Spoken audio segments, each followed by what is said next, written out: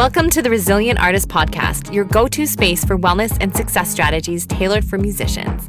Join us each week as we explore tips, tools, and stories to help you thrive in your music career while staying balanced and inspired. Let's dive into today's episode.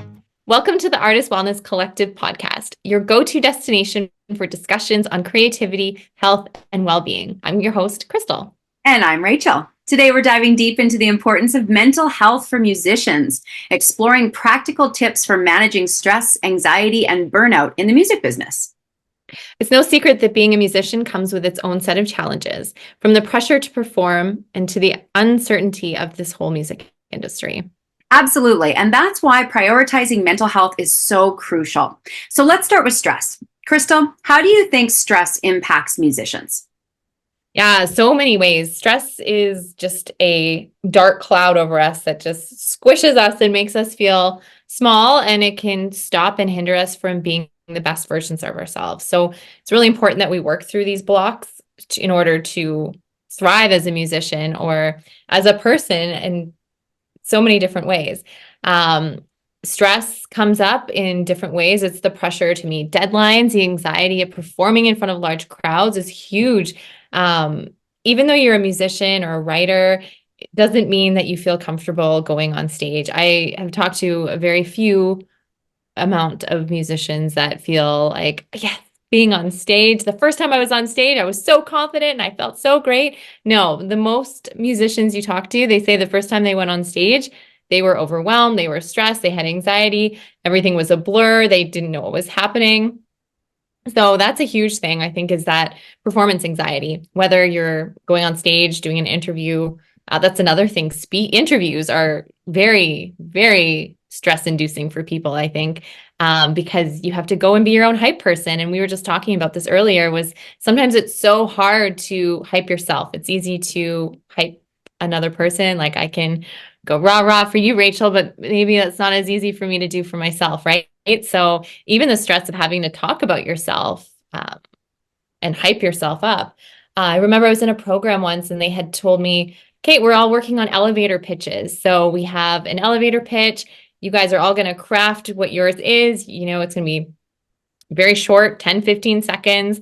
And then you're going to share it with everyone. And I can't even tell you, like, my heart was like, you've got to be kidding me. I can't talk about myself for 10 seconds. This is like, it was just anxiety went through my whole body so intensely that I couldn't even think of an elevator speech to talk about myself. And who knows me better than me? Like me, right? So this kind of thing should be easy, but stress really puts that weight, that blanket over you from allowing yourself to thrive and be your best version of yourself. That's right. And anxiety can be so debilitating for so many people, whether it's, a musician or anybody starting out, or like you said, somebody who's done it over and over, but that anxiety is so crippling for so many people. So what are some strategies, Crystal, that you would say that to musicians that they can use to help manage that anxiety? So for me, I love meditation. I love movement. Getting outside is a great one. Just anything that takes you out of that feeling. So let's go back to that experience I had when I was trying to do an elevator pitch. And I was like, I can't do this. Oh my gosh, my whole body's flushed and my heart's racing. And all I have to do is say, hey, I'm Crystal McGrath. I'm a country singer from Calgary, Alberta. That's all I really had to say, right? Like things that you can do when you're in those moments. I have to just think, okay, ground your feet. Okay, I'm safe. Something else I like to do is look at things around me. So, okay, I see the wall is white. I smell aromatherapy. I hear people talking. Go through all your senses and really tune into what's going on around you so that you can kind of zone back into your center. I really like that one. It's just becoming really present in what's happening in that moment, as opposed to down the rabbit hole of, oh my God, I'm not good enough. No one's going to care what I'm going to think. Blah, blah, blah, blah, blah, all those crazy things that our little ego, I call mine Gertrude. She just sits on my shoulder sometimes and yelps in my ear, but we got to put Gertrude in a box in a corner. Sometimes she's handy, but most of the time we don't want her screaming negative things in the air, right? So. Absolutely. Yeah. I love what you said about being present. I think that's so important at any time when anxiety starts to arise, is just breathing, grounding, and just getting into the space in the moment. Totally. I think it's so important is just, you know, obviously you can't go do a yoga class when you're about to go on stage, so that's not going to help you there.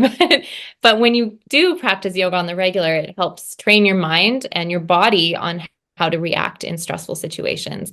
So it's interesting. I mean, you think, oh, it's just a yoga class, but there's something about being teaching yourself on how to be really present in a practice. And I don't know for you, Rachel, but I find in yoga class, there's sometimes when you're like, oh my gosh, I just want to get out of this pose. I hate this pose. This is so hard. Why am I here? And your brain just kind of goes to that place of, I hate this. Why am I doing this? This is not fun. I'm in pain. This is hard. But then you do it and you're like, wow, I did it. I can do anything. And then taking that mindset and then bringing that with you to the moments before you go on stage of, oh yeah, I remember I was in that yoga class and I was doing that pose and I hated it and it was uncomfortable, but I did it and I survived and I felt better after. And trying to Absolutely. take that mindset and place that into performance, I think is helpful. Oh, for sure. I always say to my students, because I do teach yoga, and I always say to my students, we are practicing yoga on the mat, but taking what we've learned with us off the mat so that we can implement it into our real life.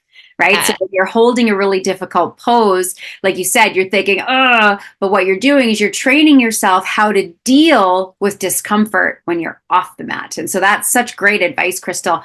Now, what about musicians who experience burnout? So, how can musicians prevent burnout and maintain their well being?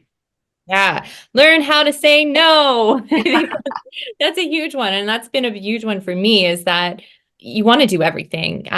You're constantly seeking opportunity as a musician because you want to be on all the stages. You want the gigs. You want the opportunities to network and meet people and be covered in press and, write as many songs as you can with as many people. And we're just one person. We can't do all the things at once.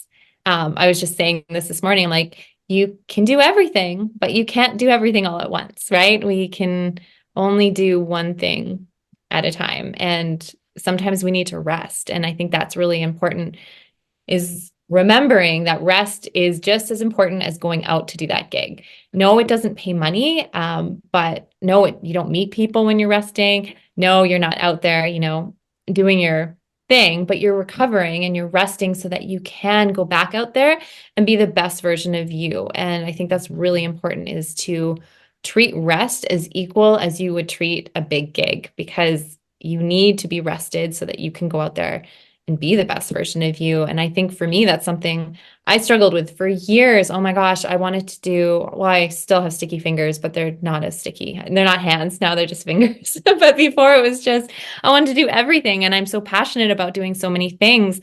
And I think that's, one of it's a blessing and a curse because you have all these passions and want to do it all, which is great. But then you burn out and you're exhausted and you're only showing up 10% here, 10% there, 10% there. And I think that's something that is challenging. And, we were just chatting earlier and you were talking about, you're only as strong as your weakest link. And you mentioned that. And I really love that because it's so true. I mean, I can let you speak a little more on that, but if we're not giving ourselves that energy to go on stage and be 100%, then we're only showing up as 10%, whereas we could have rested 100% and then we can show up on stage for 100%. Absolutely. And I know in the fitness arena, I've always used to say to my clients when I used to train clients back in the day is that, bodies are built on rest days, right? You do have to do the work in like, in the gym and the activities, but yet if your body's not recovering and building back up, you're just going to break it down. And then injuries and burnout and stress happens. Right. And let's not forget about the importance of seeking support when you need it. Like saying no, like you said, is so important, setting those boundaries. But it's also important, I think, to look for support and having that supportive community around you. So whether it's through therapy, some people might go to therapy, support groups, talking to friends and family, or maybe even reaching out just to fellow musicians even or people that understand what you're going through. And I think reaching out, a lot of people think is a sign of weakness, but it's actually a really big sign of strength, don't you think? Totally. That's one of my favorite things to say is vulnerability is your biggest strength. And when you can show up and say, hey, I need support here, that's being vulnerable, that's being open and real. And we all need help. I need help all the time. And that's how I got to where I am in life, is from asking for help and building a team of supportive people around me. Love that. Rachel, what are some things that you would recommend to musicians who are struggling with mental health? Well, I would say for anyone, really, just prioritize yourself. I believe that you need to come first. You need to take care of yourself first before you can take care of anybody else. If you're burnt out and anxiety ridden and stressed out, you can't take care of anyone or anything else, let alone build a career.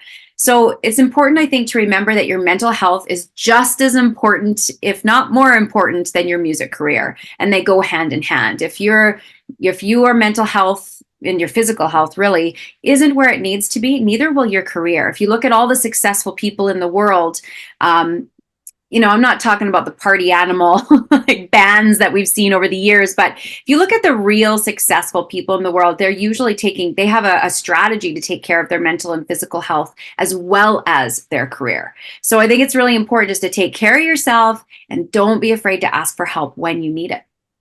Yes. 100%. All very good advice. I feel like we could chat on this topic for days and hours on end, but that's all the time we have for today to chat about this. So stay tuned for future episodes on the Artist Wellness Collective. We cannot wait to share more with you. And remember, your mental health matters. Take care of yourselves out there and keep making beautiful music. Thanks for tuning in to the Resilient Artist Podcast.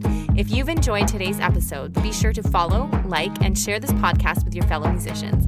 Your support helps us grow and reach more artists just like you. Don't forget to subscribe so you never miss an episode, and leave us a review to let us know what you think. Ready to take your wellness journey to the next level? Join the Artist Wellness Collective at www.artistwellnesscollective.com for more resources, community, and support designed to help musicians thrive. Until next time, keep creating and living your best artistic life.